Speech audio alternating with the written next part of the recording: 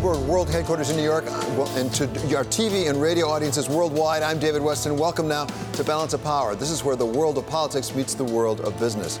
On the brief today, Emma Chandra from London on that Brexit deal and what comes next. From Washington, Bill Ferries on Vice President Michael Pence in Ankara for meetings on the Turkish move into Syria. And Anna Edgerton, also in Washington, with the passing of Congressman Elijah Cummings and the hole he leaves in the House Oversight Committee. But first, let's go to London. Big news this morning, Emma, about this deal that they have announced. Now they have. And I guess what I really am curious about is how different is this deal from the one that poor Theresa May, the former Prime Minister, got done and then got rejected by Parliament 3 different times? Well, the bulk of the withdrawal agreement, David, is the same as the one negotiated by Theresa May, but there are significant differences that have been made to this, and it is all to do with Northern Ireland. So it removes the backstop, that key sticking point between the UK and the European Union over what the backstop would mean for the relationship between Ireland and Northern Ireland. What it does instead is that it allows the UK as a whole to leave the European customs union, but there would still be some checks, and they would essentially, customs checks on goods would essentially be between Great Britain, so mainland UK, and Northern Ireland. So that's the major difference there. It does also give the Northern Ireland Assembly the opportunity to vote on those arrangements every 4 years. But this is the sticking point that has come today with the DUP, that's the Unionist Party in the Northern Ireland, saying that they don't back this new deal negotiated by Boris Johnson. So, Emma, you put your finger on it. The question is now, can you get approval out of Parliament come Saturday when he wants a vote? Are these changes enough to get the approval of Parliament? And how critical is the DUP, that Northern Ireland contingent? How critical are they to getting the approval? That really is the big question, David. All the action now moving back to the UK. On Saturday, Parliament will sit for a special Saturday session where they'll have the opportunity to vote on this deal. Now, the arithmetic is very difficult for Boris Johnson. He no longer commands a majority in the Houses of Parliament. He needs to get a further 61 votes. The hope had been that he would have the Democratic Unionist Party, the DUP, supporting him. They're saying at the moment that they cannot support the deal as it stands, and they are important because what they would do is bring along some of the very hardline Brexiteers within the Conservative Party, some of those who voted against Theresa May's deal back when she was Prime Minister, when they voted against it 3 times. If the DUP don't come on board, some of those won't come on board. Then you're looking at the Conservative Party and Boris Johnson looking to the Labour Party to support them. Now, Jeremy Corbyn is saying he won't support it, but there could be some MPs within the Labour Party who might vote for the government. It's going to be very close, David. Emma, just to take it one short step further, is the DUP really saying no, or are they playing hard to get? Because there's some talk that maybe Boris Johnson, the Prime Minister, could write them a big check and they might change their mind. Well, lots of people like a big check, and it might help change their minds.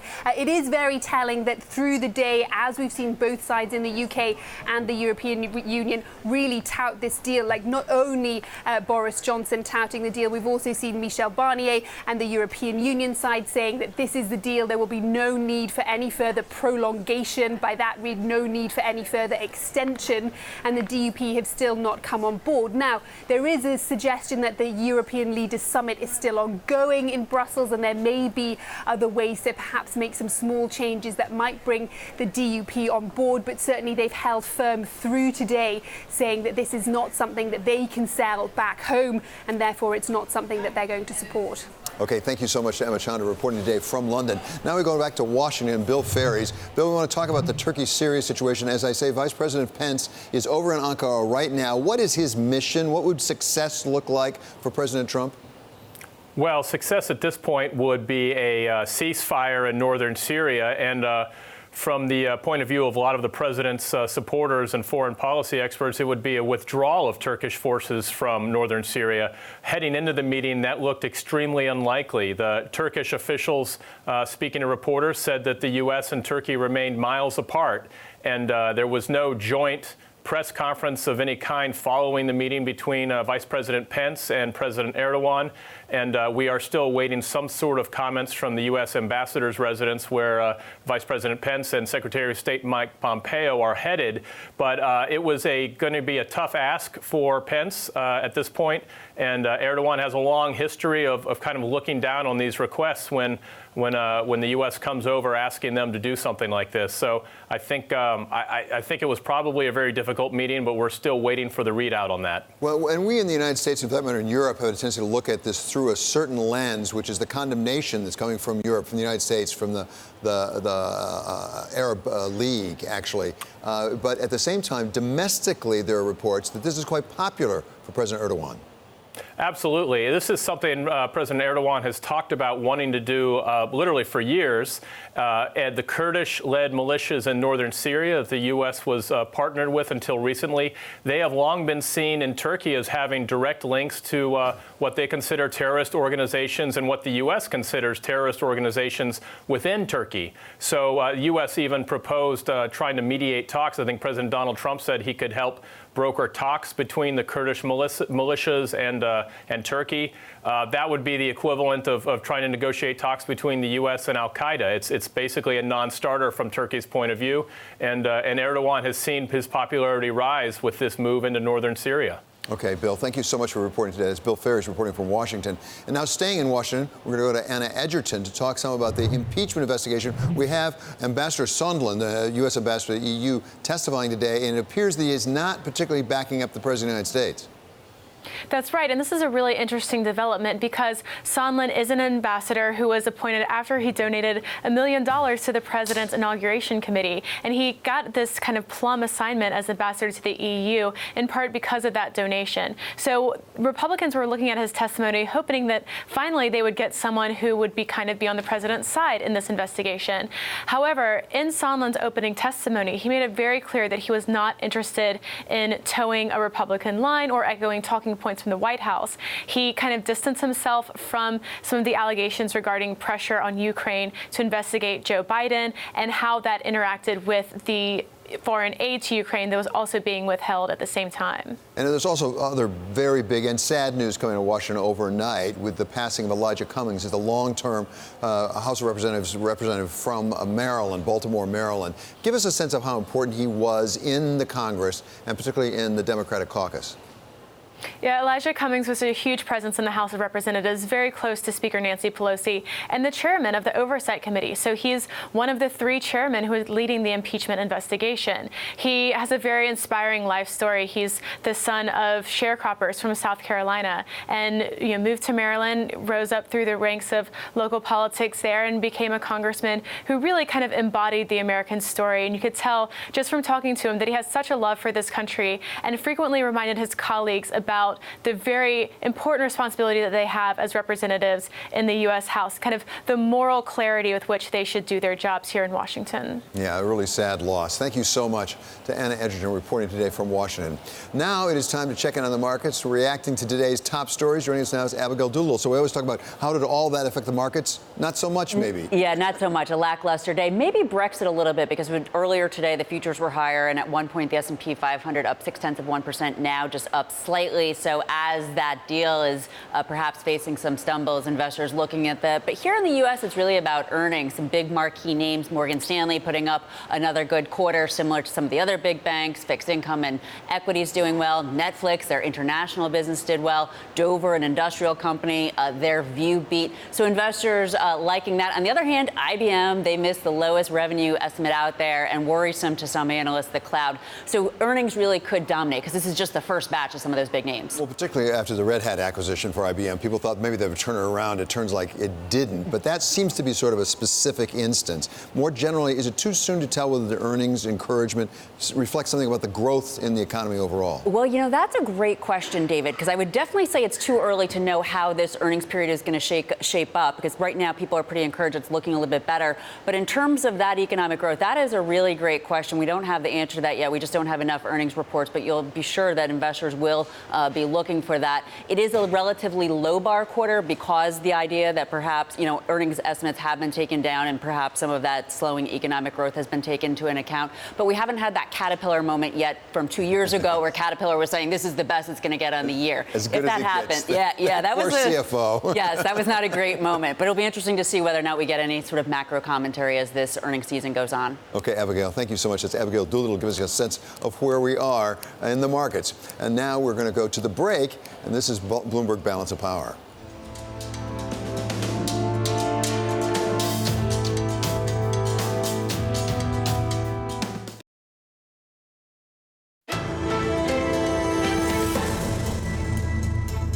This is Balance of Power on Bloomberg Television and Radio. I'm David Weston. The Trump administration has made no secret of its hostility to Chinese tech giant Huawei's moving into 5G, placing restrictions both on sales of its equipment into the United States and of sales of components to it by U.S. companies.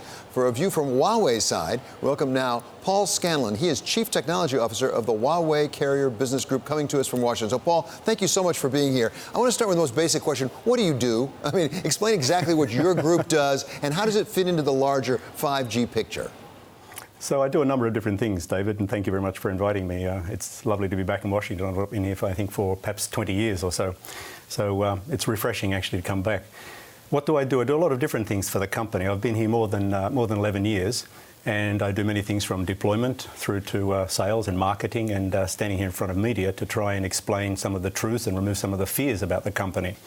More recently, I tend to do things with governments and industry to try to move the needle a little bit towards why 5G is so important, to try to actually improve the digital economy, because what we know is telecommunications is terribly important to develop economies, to grow economies, and also to drive industrial development. So in a nutshell, pretty much a lot of different things that the company might like. So I want to talk about exactly how it fits with the 5G pattern. But before that, to what extent have the initiatives that I referred to by the Trump administration really curtailed your activity, your business? Has it hurt your business so far? Look, if you look at the financial performance, we've grown by about 24% year on year, looking at the third quarter results, and profits up by about 8.5% to 8.7%. Smartphone shipments is doing third quarter around 185 million. Those sorts of things, are good indicators that we're heading in the right direction. But, has this administration hurt the company? It's done a number of different things. I mean, it's improved our brand awareness, quite frankly, globally. So thank you very much for that. We've moved from about 88%, I guess, to 100. But what it's really done is it's helped Huawei to focus, I guess, to start thinking about things more seriously and perhaps in a different way. For example, last year we made $105 billion. We didn't really understand marketing, if I can say that. We know how to talk to the technical people in a telecom company. That's what we did very well for 20 years. But now we're required to sort of talk about how we do things differently, about software, about vulnerability, about security, about those sorts of things, to come on to television, media, to talk to different governments about different types of things. We're a technology company, an R&D company. We spend $15, $16, $17 billion on R&D, and we're a good sales company. So really what we're having to do now is to sort of change and explain to people about this company that you all think is mysterious. But from my perspective, I think it's one of the greatest companies I've ever worked for. So President Trump has made it a priority to make sure that not only in the United States, but also in Europe and other allies, they do not purchase 5G equipment, as I understand it, from Huawei. He even referred to it obliquely yesterday in his meeting with President Mattarella of Italy. Is he having an effect there? Are you being shut out of markets as a result of that? Look, some administrations are, I'll say, making some rules that say X amount of market share, perhaps, or perhaps suggesting that we should, not play in the core network and play in the radio access network. So there's some ways that you can, I guess, balance market share is probably the best way, rather than completely deny and say, without Huawei, or you shouldn't do with Huawei. Let me give you examples of why 5G is so terribly important. And perhaps, Huawei, we spend so much money on R&D. Even if we weren't good at it, we've 88,000 patents, David, right? Almost 30% of all core intrinsic IP in 5G. We're not trying to dominate the market. What we're trying to do is we're trying to deploy 4 and 5G technologies to make a difference, all right? And what does 5G do? 5G is inherently more secure than 4G. So to put in 5G networks globally is a good idea, especially when you start moving towards industry areas and this thing called Internet of Things and IoT. So if we move down the track of deploying more 5G, the world actually becomes more secure. It means there are different rules that need to be played by between different administrations. And yes, okay, Huawei, you don't know Huawei, maybe you fear Huawei, maybe you're saying, we think there's a security issue. We've had for 10 years experience with both the, the British government and other governments around the world where our software has been exposed, where it's been analysed. There's no back doors. All right? Huawei's a commercial company, David. Can you imagine what would happen if Huawei were to put a back door in there or comply with some directive from somebody else? The company would be dead tomorrow. Right. We're talking with Paul Scanlon, who's the Chief Technology Officer of Huawei Carrier Business Group right now. But let me pursue that question about what could happen, because the NBA is a commercial enterprise.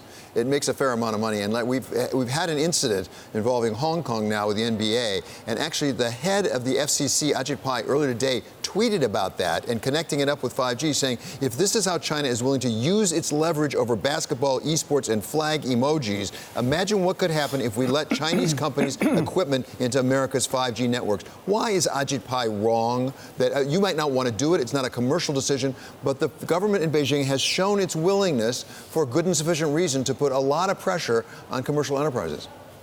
So that's within China, all right? Whether it's China and Hong Kong, that's China. We have to comply with the law, David.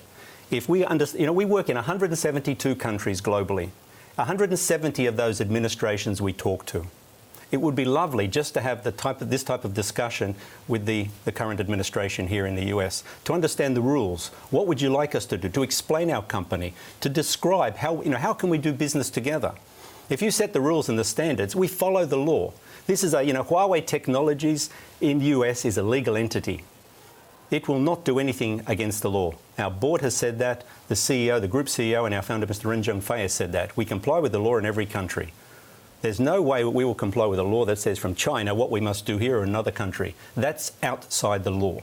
And that's not what Huawei does, and we will never do those things. So first of all, I'd like to encourage, if we could have constructive discussion with the US to explain how we do things, why we do things, how the company is structured. There's nothing secret about Huawei. Mr. Ren is not a secretive person. He travels to almost every country in the world to meet customers, to meet administrations. We don't do anything that's secret or different. What we do differently is we invest heavily in R&D, because we understood 30 years ago, if you don't have your own products, you're just a reseller. Where's your core value? Why we spend so much on R&D? Because we've learnt. Even Mr. Ren's offer of 5G more recently to US companies to say, take a snapshot of our product today and put it into a US company and let the US grow and develop. Great idea. We've done this before, Motorola in 2003. It's not something new or mysterious.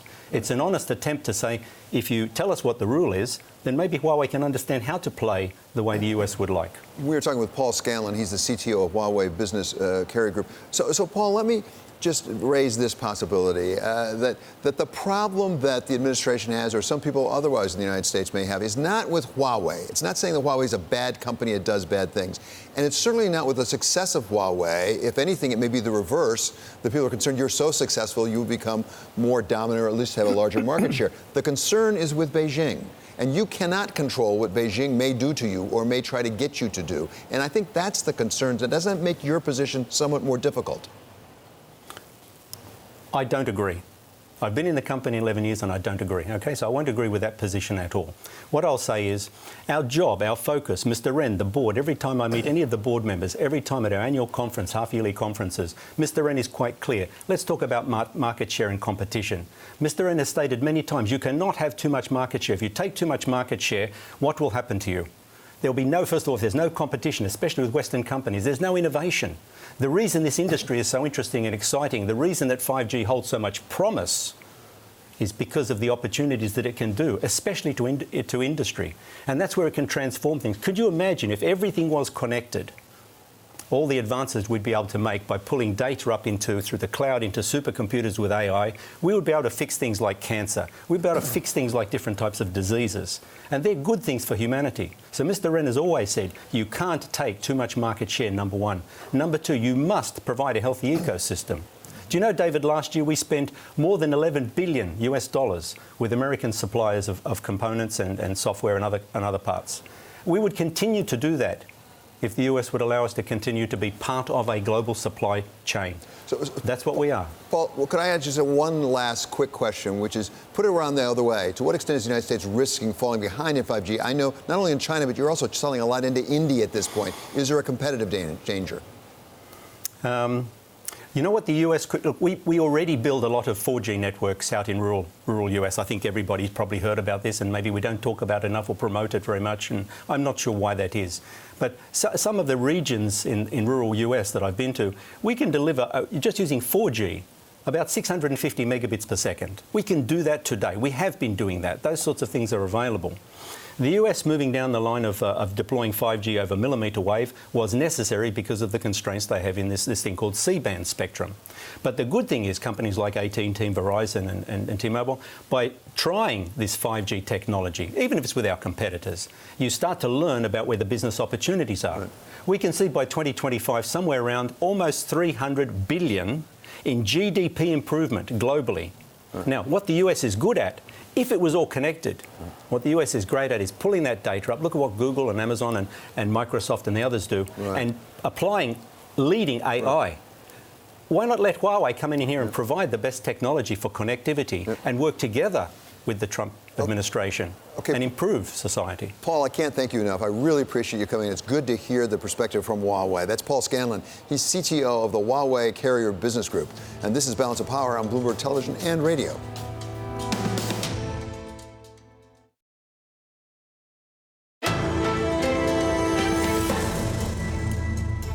This is Balance of Power on Bloomberg Television and Radio. I'm David Weston. It is time now for the stock of the hour. Netflix is one of the best performers on the S&P 500 today. The stock is rallying about 4% after international subscribers came to the company's rescue in the third quarter. Kaylee Lyons is here with more. I didn't know they needed rescuing. They did a little bit. I mean, yeah, sentiment was so bad going into this print, and I think this is a case of it could have been a lot worse. The headline number on subscribers, which is what we really care about for Netflix, actually did come in a little bit light compared to the company's guidance. But as you said, international subscribers came in stronger than the street was expecting, 6.3 million additions. That helped offset the U.S., which was a little bit weaker, only 520,000 additions. Although keep in mind that in the second quarter, U.S. subscriptions actually had fallen off, so this is a little bit better. It also is because of higher prices that those subscriptions have been coming down a bit, and that leads to more profits and more revenue. So that's kind of what the street and the market is taking well today. And the fourth quarter guidance as well. Remember, that's when Apple TV Plus and Disney Plus are coming online. Big, fierce competitors potentially, but the company still says they see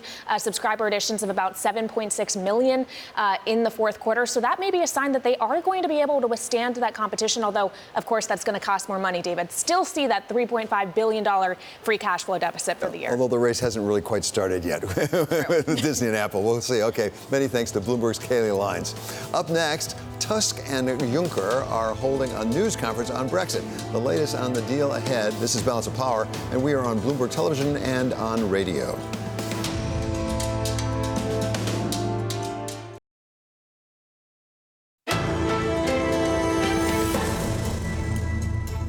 From New York, this is Balance of Power on Bloomberg Television and on radio. I'm David Weston. For Bloomberg First Word News, we go now to Mark Crumpton. David, as we've been reporting, European leaders have unanimously endorsed the Brexit deal, formally sent it to the British Parliament for ratification. They're holding a news conference on that deal right now. You're looking at it. That is the Irish Prime Minister Leo Varadkar speaking to reporters in Brussels. The British Prime Minister Boris Johnson has pledged to take the country out of the EU on October 31st. He said today's agreement means a new delay is necessary. Johnson still needs Parliament to agree, though, and a previous deal was rejected 3 times. His political rivals and some crucial allies have said they won't back this latest agreement, putting its future in doubt. Turkey is rejecting a U.S. demand for a ceasefire in northern Syria. President Recep Erdogan met today with Vice President Pence. A top Turkish official described the 2 NATO allies as being miles apart. Erdogan says that he won't halt the fighting until Kurdish militants withdraw from an area along the border. The U.S. ambassador to the European Union is trying to distance himself from President Trump during closed-door testimony before House committees today. A whistleblower's complaint said Gordon Sondland advised Ukrainian leaders on how to handle President Trump's demand for an investigation of a political rival. Sondland said the president told him to deal with Rudy Giuliani on Ukraine, and that he realized later that the president's personal lawyer had an agenda to get Ukrainian help with the 2020 re-election campaign. A key figure in the impeachment inquiry and fierce critic of President Trump is dead. Democratic Congressman Elijah Cummings of Maryland was chairman of the House Oversight Committee. His office said he died in Baltimore overnight due to complications from long-standing health challenges. Cummings' committee is one of 3 panels investigating the president's activities in Ukraine. Cummings was 68. Senate Majority Leader Mitch McConnell praised Cummings as, quote, a living legend. Global News 24 hours a day, on air and at TikTok on Twitter, powered by more than 2,700 journalists and analysts in over 120 countries. I'm Mark Crumpton. This is Bloomberg. David? Thank you very much, Mark. As Mark just reported, Prime Minister Boris Johnson has struck a deal with the EU, and EU leaders are now holding a news conference right at this very moment. So now the Brexit agreement has to make it through the UK Parliament, where it's already facing some opposition. 3 officials from Northern Ireland's Democratic Unionist Party have already said that they will not support it. Our next guest wrote yesterday, before the deal was announced, quote, that wall of endorsement might crumble if the DUP withheld their blessing, and EU officials believe Johnson won't give the green light to a deal unless he's sure the DUP will back it. But maybe the DUP can be bought off by promises of billions of extra cash from Westminster for Northern Ireland. Joining us now is the person who wrote that from London. It's Bloomberg opinion columnist Therese Raphael. So, Therese, I had you on specifically to say, okay, now what do you think after it's done? Let's take a look specifically to begin with that DUP question.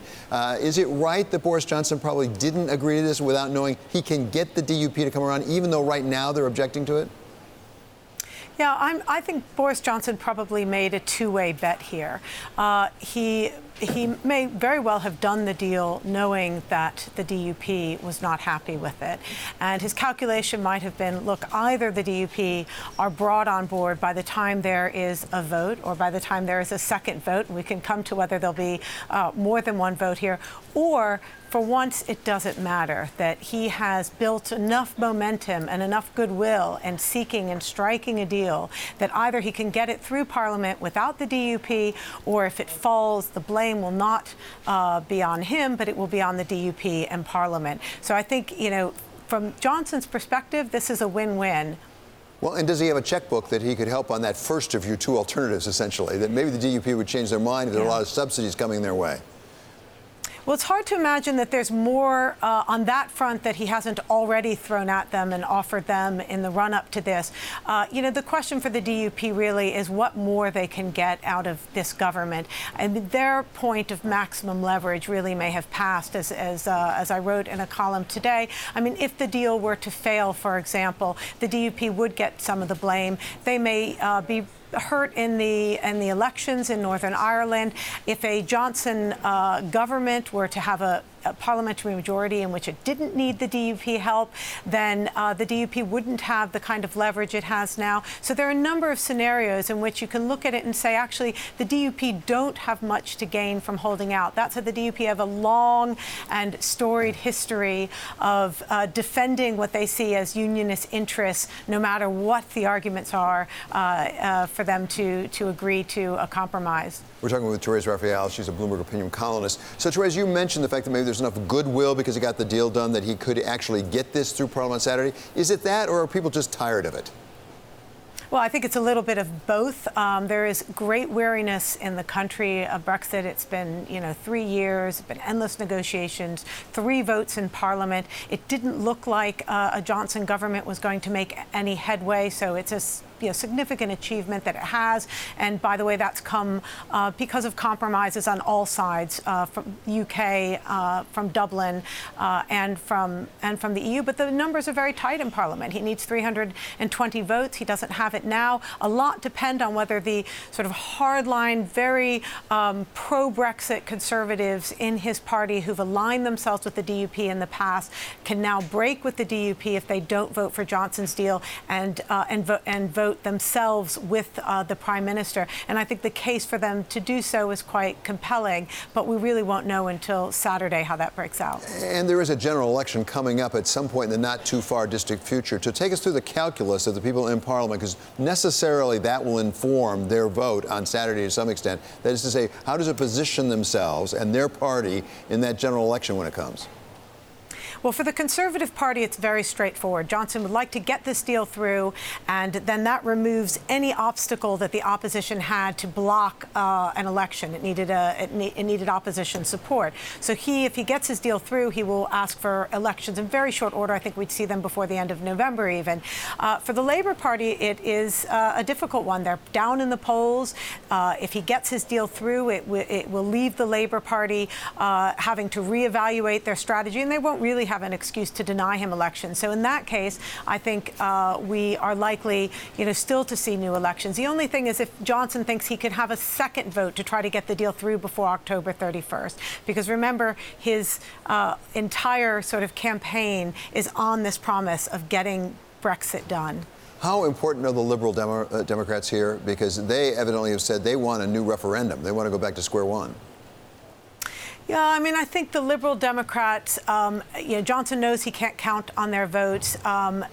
It's not clear yet whether there would be a parliamentary majority for a referendum on this deal. I think that's something that's being discussed. So far, there's not been a parliamentary majority for any kind of second referendum. But it's not impossible that that the Liberal Democrats and the Labour Party could get together. But now, we have to remember a referendum will take time. That would require an extension and some months of putting it together. And there's just not a lot of appetite, I think, in Parliament to drag this thing out. And some MPs, especially those in marginal constituencies, may worry they'd be punished in the polls if they just didn't get it done now. And that's what Johnson's counting on. Something else that might take time is actually getting the legislation to implement the deal if they get the deal approved. How long will that take? Is there any chance that, in fact, the Great Britain will be out of the EU by October 31st? Well, I mean, I think what we saw with the Benn Act, which was before Johnson suspended Parliament, they rushed through legislation that would force him to ask for an extension. Nobody thought that was possible to do in that length of time. And I think that's made the government and many reevaluate how long it would take. That said, Johnson does not have a parliamentary majority. He may need those DUP votes to get the legislation necessary to, to complete this deal passed. So, I think that's an open question. But if he needed to ask for a short technical extension to get that done, I think the EU would be very happy to give it to him, and it probably wouldn't hurt his electoral chances at all. Okay, Therese, thank you so much for reporting today from London. That's Bloomberg opinion columnist Therese Raphael. And you can watch, if you have a Bloomberg terminal, you can watch and listen to every moment of the EU leaders' news conference. It's ongoing right now over in Brussels. You go to the Bloomberg terminal and put in live go, and you'll be able to watch and listen to it. Coming up, U.S. senators defy China's threats and push ahead with legislation to support the protesters in Hong Kong. What the bill could mean for a trade deal with Beijing. We ask former Australian Prime Minister Kevin Rudd next. This is Balance of Power on Bloomberg Television and on radio.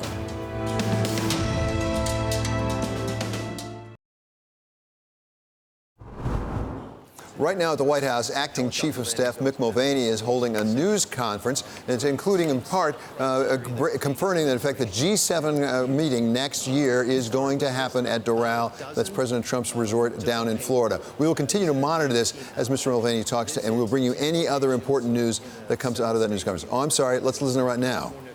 Florida, Hawaii, Michigan, North Carolina, Tennessee, and Utah. We got that list down to just under 10, and the advance team went out to visit those. And from there, we got down to 4 finalists that our senior team went out to look at. They looked at, I think it was 1 in Hawaii, 2 in Utah, and then the Mar-a-Lago facility in Florida. And it became apparent at the end of that process that Doral was by far and away the best physical facility for this meeting. In fact, I was talking to one of the advance teams when they came back, and I said, what was it like? And he said, Mick, you're not going to believe this, but it's almost like they built this facility to host this type of event. If any of you have been there, you know that there's separate buildings with their own rooms separate and apart from each building, so that one country could have a building, another country could have another. You folks folks could have your building for the press, and obviously the common areas are going to be perfect for our needs down there.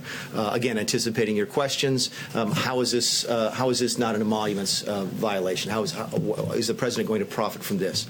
I think the president has pretty much made it very clear since he's got here that he doesn't profit from being here. He has no interest in profit from being here. It's one of the reasons that he's not taken a salary since he's been here, is given that salary to charity. Will not be profiting here. We had talked about the possibility of whether or not the president could actually do it at no cost. They understand there's difficulties with doing it that way, but we're also have difficulties, obviously, if they charge market rates. So they're doing this at cost. As a result, it's actually going to be dramatically cheaper for us to do it at Doral compared to the other final sites that we had. So we're looking forward to that meeting. Again, June 10th through 12th of next year for the 46th G7. Now, my guess is, with that official part of the briefing finished, there's going to be some questions about a variety of things that are going on in the world. So if we can do something together, that would be great. Can we take the questions about the G7 first, go through those, and then we'll take a chance to maybe ask a couple questions about the other stuff before the end of the day. Eamon? Yeah, thank you. So how is this not just an enormous conflict of interest for the president to host the G7 at his home resort? And how will the president continue to criticize the Biden family for self-dealing at the same time he's doing this? Okay, a couple different things. First off, you're not making any profit. I think we've already established that. I think some marketing and branding opportunities. It's a huge. I've heard that before. I guess I've been the chief now for about 9 or 10 months, and I always hear it whenever we go to Mar-a-Lago, it's a huge branding opportunity. Whenever he plays, at Trump Mar-a-Lago, we play golf at Trump Bedminster. He goes to play golf at Trump up in Sterling, and everybody asks the question: is it not a huge marketing opportunity? I would simply ask you all to consider the possibility that Donald Trump's brand is probably strong enough as it is, and he doesn't need any more help on that. This is not like it's the most recognizable name in the English language and probably around the world right now. So no, that has nothing to do with it. That's why I was skeptical. I was aware of the political sort of criticism that we'd come under for doing it at Doral, which is why I was so surprised when the advance team called back and said that this was the perfect physical location to do this. So I get the criticisms. So does he. Face it, he'd be criticized regardless of what he chose to do. But no, there's no issue here on him profiting from this in any way, shape, or form. What's the difference between this and what we're talking about, the Bidens? Well, first of all, there's no profit here. Clearly, there's profit to the Bidens. And second of all, I think if there's one difference that you look at between the Trump family and the Biden family, Trump family made their money before they went into politics. That's a big difference. Yes, sir. You said it's going to be done at cost. Do you have any idea, cost estimate, how much money you're looking at? And also, will it remain a G7, or do you envision Russia joining on? Yeah, I don't have the numbers in terms of the cost. I do know that it was there was one of the ones I saw was it was almost half as much here. I don't want to butcher the numbers, but it was millions of dollars cheaper by doing it at Doral than it was at another facility, and that was roughly 50% savings.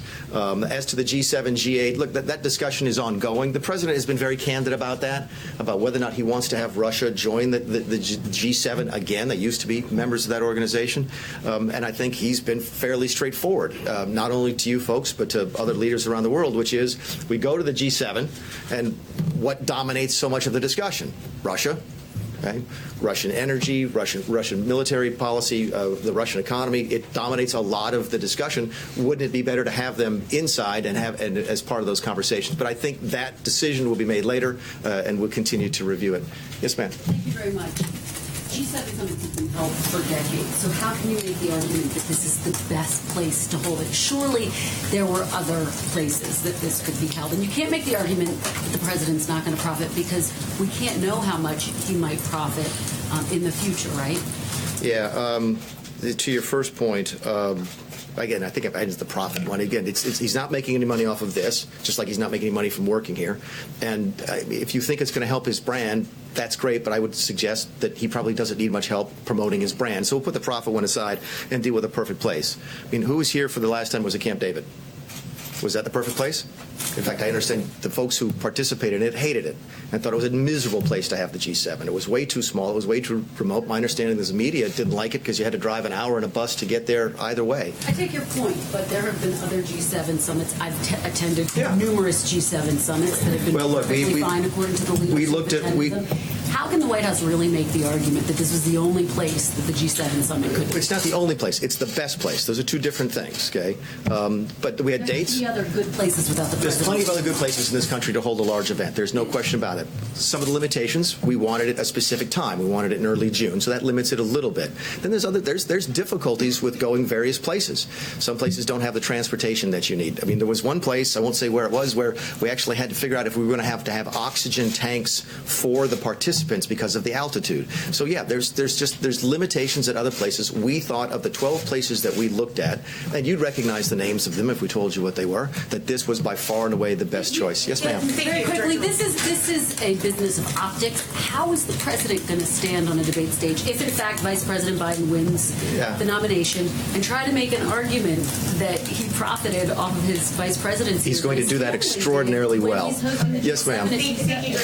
So you were talking about how this is the best place, or one of the best places to have this. Okay, so is this going to be self-contained just at Doral? Are there other hotel rooms you think you'll have to get, or is there anywhere else that you'll have to? Yeah, one of the advantages, I understand that one of the advantages that the advance team came back with about Doral was the fact that it could be sequestered off from the rest of the city, and that nearly all of the operations could be on that one piece of property. I think the president said there's almost 900 acres there, so it's a huge facility, and we'll be able, with a lot of open space. I think there's 3 golf courses, so there's a lot of space available to us, and we do anticipate the entire thing being on that campus. Now, including hotels, like talking about additional hotel rooms. Do you think you'll have to get additional hotels involved in that? Yeah, I would. Again, I'm not sure about this. When we talk about the delegations, for example, when we went to where were we? Biarritz. Okay, I think we were at 2 or 3 different hotels around that city. That would not be the case here. The American delegation would stay on campus. The British delegation will stay on campus. The Germans will stay on campus. And you folks will be there. Whether or not there'll be other folks who are using up hotel rooms in the Miami area, I can't speak to that. Question about local authorities. What local authorities have you been in contact with about this? Yeah, I haven't asked that question, but we do that as part of the advance team. We'll do that with each of the groups that we work with, but I'm not familiar with those. Yes, ma'am. Yeah, a video shown last weekend at that resort, actually a doctor video showed the president killing members of the news media and his political opponents. Why do you think he hasn't spoken directly about the sentiment behind that video? Have you asked him? I'm sure. You guys face it.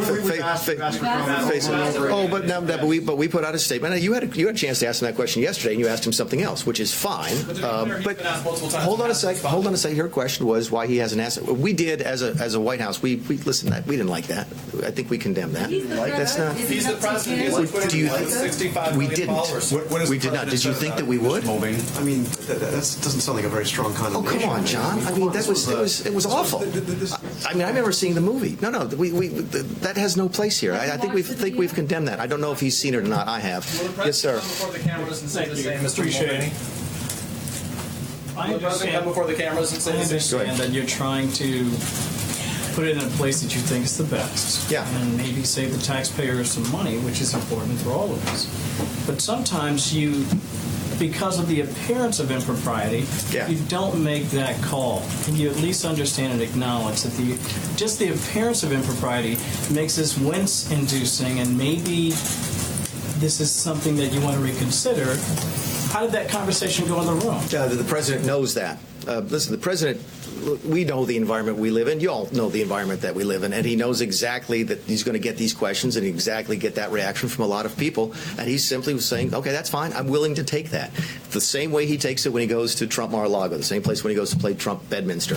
He got over that a long time ago. We absolutely believe this is the best place to have it. We're going to have it there. And there's going to be folks who will never get over the fact that it's a Trump property. We get that. But we're still going to go there. Yes, ma'am. Thank you, Mr. Mulvaney. Aside from what your advance team did to look for the perfect place, what role did the president play in selecting Doral, including getting it on the initial list of 10 or 12 places in the first place? Yeah, I think that's a fair question. We sat around one night. We were back in the dining room, and I'm going over it with a couple of our advance team. We had the list, and he goes, what about Doral? And I was like, That's not the craziest idea. It makes perfect sense.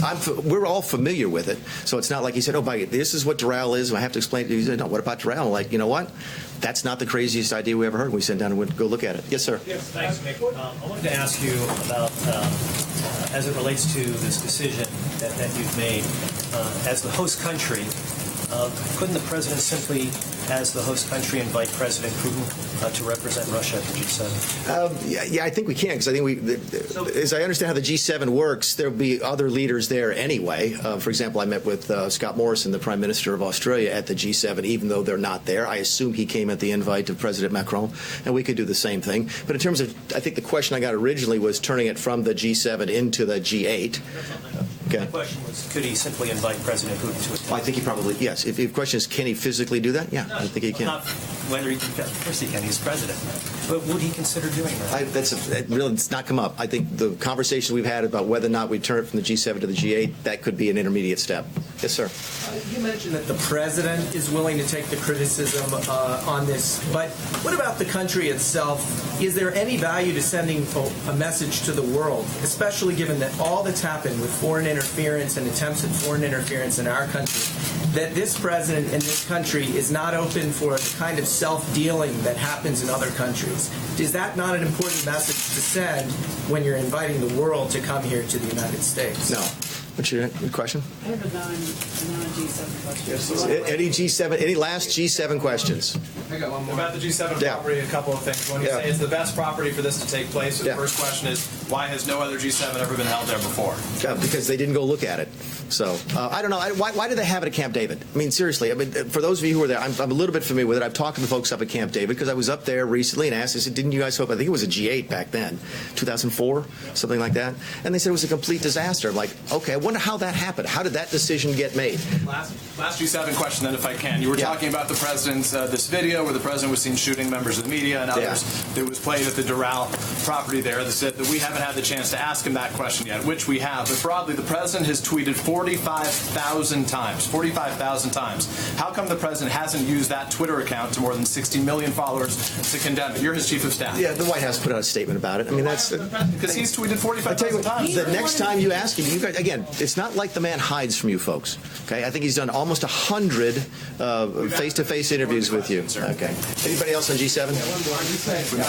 Is there any precedent in your studying of the G7 of a G7 summit being held at a property owned by the president or a president? And my second question is, as you're looking at the content of what you want to do next year, it's probably going to be hot in Florida in June. Will climate change be one of the issues that you discussed? The first question is no. I don't know if another president has ever done it. I don't know if another president has owned a property that was even considered for G7. So no, we haven't. I don't know the answer to that question. Climate change will not be on the agenda. Yes, sir. Thank you. President Trump has called for the exposure of the whistleblower on Ukraine. Are we done on G7 then? Is that the collective? Is that the collective will? Yes. I got one gentleman. Yes, sir. Go ahead. Last one on G7. Well, you began your remarks talking about the passing of Mr. Cummings. Yeah. Just to show the American people that this is above board, are you going to share documents that show how you arrived at this decision with the Congress? No, but I would imagine we would share dollar figures with you afterwards. I mean, that's ordinary course of business. That shows the merits. By the way, you're going to get this answer a lot. Okay, because I don't talk about how this place runs on the inside. So if you ask us, if you want to see our paper on how we did this, the answer is absolutely not. Yes, sir. Yes, there will almost certainly be a House Judiciary Committee hearing about this site selection. Do you think so? Nadler has already talked about that. Do you really think so? Do you think they have time to do that? Yeah. Will the administration participate, cooperate with that? You know, by the way, that's a fascinating question. I'd not thought that this would prompt a Judiciary Committee investigation. And on one hand, I'm thinking to myself, they don't have time to do it because they're too busy doing impeachment, right? And then I think to myself, no, this is entirely consistent with how they've spent the first 18 months in office, right? Or 12 months, however long they've been here. I guess it's been a year, right? They'd rather do that than talk about tax policy, then talk about drug policy, then talk about opioids, talk about health care. So that's a fascinating question. I don't know if there will be a Judiciary Committee inquiry into this. My guess is there probably will be, and we'll look forward to participating in it. Does anybody, these are all G7 questions now. Okay, now we're moving on to something else. So who hasn't asked? John Carl has not asked a question yet. So actually, a clarification on your first statement on the G7. You said 5 finalists, and you said Mar-a-Lago was one of the finalists? Yeah, 4 finalists, I think. We started with 12 on a sort of a list. With the team visited, the sort of a first team visited 10 of those, and I think identified the states. We then got our senior team down, and they visited 4, of which Mar-a-Lago was 1. There was 1 in Hawaii and 2 in Utah. So you're telling me that in the entire United States you came down to 4 finalists and 2 of them were Trump properties? No, 1. Mar-a-Lago. I'm sorry. I'm sorry. No, I'm sorry. I said Doral. Yes, Doral. I'm sorry. Yes, no. Okay, so no, Mar-a-Lago was not involved. Mar-a-Lago was not close to being sufficient for the G7. I'm sorry. Thank you for clarifying. If I said Mar-a-Lago about where we visited and it was Doral, I apologize. The record is corrected. All right.